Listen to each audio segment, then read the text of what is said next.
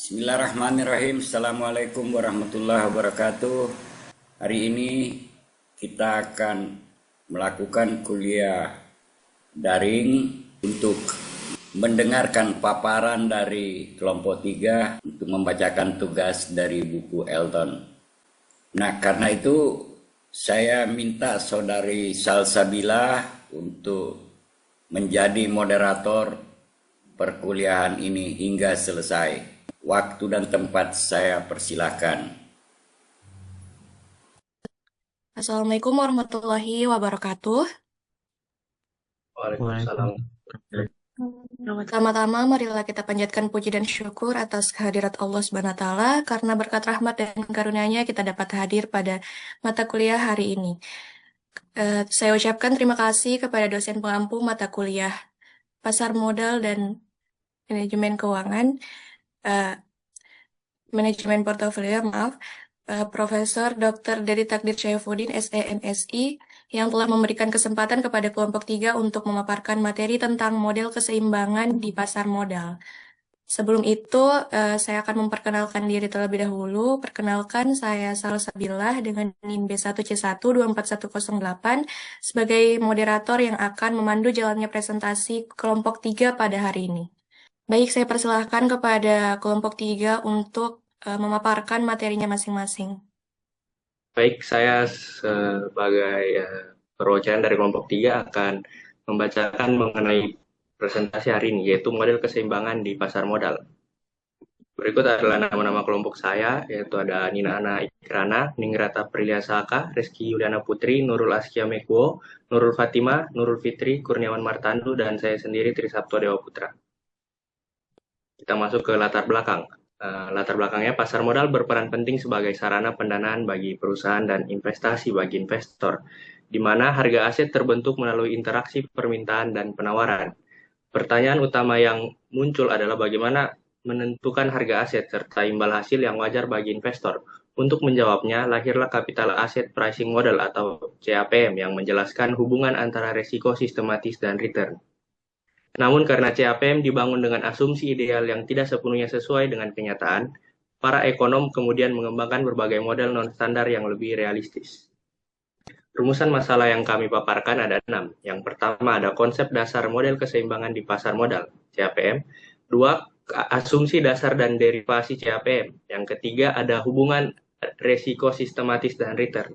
Yang keempat ada kelemahan CAPM. Yang kelima bentuk-bentuk non-standar model penetapan harga aset.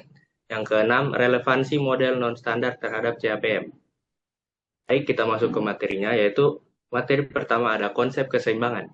Keseimbangan dalam pasar modal merujuk pada kondisi di mana tidak ada investor yang memiliki insentif untuk mengubah komposisi portofolionya, karena harga aset sudah mencerminkan nilai yang adil. Pasar modal dan transaksi. Interaksi permintaan dan penawaran. Pasar modal memungkinkan transaksi antara investor dan emiten, di mana harga aset terbentuk dari interaksi ini mencerminkan ekspektasi risiko dan ketidakseimbangan hasil. Ekspektasi investor. Harga aset pada titik keseimbangan mencerminkan informasi relevan dan memberikan pemulihan yang seimbang atas risiko yang ditanggung investor. Kemudian ada Capital Asset Pricing Model atau CAPM. Asumsi CAPM yaitu tidak ada biaya transaksi. Aset dapat dibagi tanpa batas, tidak ada pajak pribadi, investor bersifat price taker, investor rasional, short selling tanpa batas, pinjam-meminjam tanpa batas pada risk-free rate. Kemudian homogenitas ekspektasi dan semua aset dapat diperjualbelikan. Kemudian ada derivasi CAPM.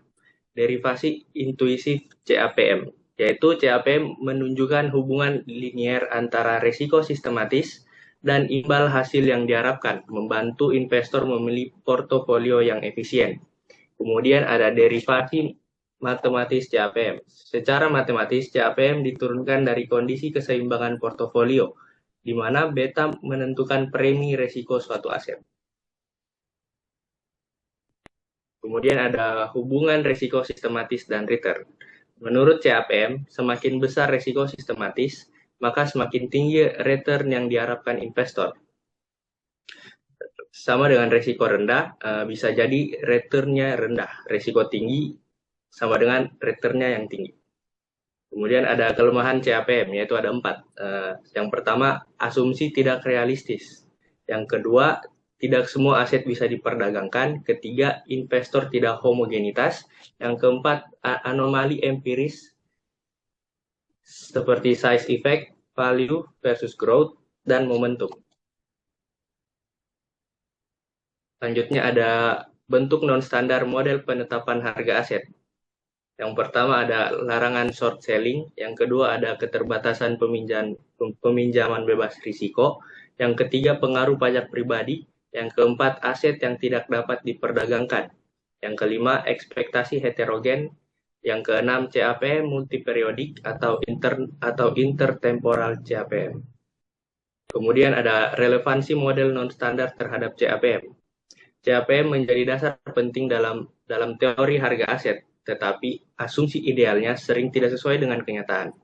Model non-standar hadir untuk melengkapi CAPM dengan memasukkan faktor nyata seperti pajak, keterbatasan pinjaman, dan ekspektasi investor yang berbeda, sehingga analisis harga aset lebih realistis. Sekian dari saya kembalikan kepada moderator. Baik, saya persilakan kepada pemateri selanjutnya untuk memaparkan materinya. Baik, kepada teman-teman yang ingin bertanya, saya persilahkan untuk menulis pertanyaannya di kolom chat. Salsabila, ada itu di kolom chat itu dari Nurul Anggra ini pertanyaannya tuh.